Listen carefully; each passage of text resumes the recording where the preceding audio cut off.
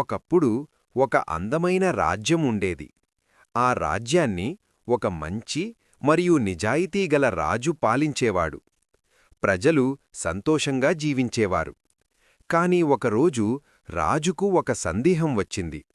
నా ప్రజలు నిజంగా నిజాయితీగా ఉన్నారా అని తెలుసుకోవాలని అనుకున్నాడు.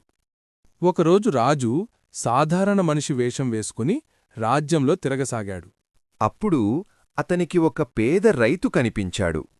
ఆ రైతు దారిలో ఒక బంగారు సంచి దొరికింది. అతను ఆ సంచిని తీసుకుని ఇది ఎవరిదో వారికి తిరిగి ఇవ్వాలి అని అనుకున్నాడు. అతను గ్రామ పెద్ద దగ్గరకు వెళ్ళి ఇది నాకు దొరికింది, యజమానికి ఇవ్వండి అని చెప్పాడు. రాజు ఆ రైతు నిజాయితీ చూసి చాలా సంతోషించాడు. మరుసటి రోజు రాజు సభలో ఆ రైతును పిలిపించి అతని నిజాయితీని అందరికీ చెప్పాడు. అతనికి బహుమతిగా భూమి మరియు బంగారం ఇచ్చాడు. ఈ కథ నచ్చితే లైక్ చేయండి. మరిన్ని మంచి కథల కోసం సబ్స్క్రైబ్ చేయండి. కొత్త వీడియోల కోసం బెల్ ఐకాన్ నొక్కండి.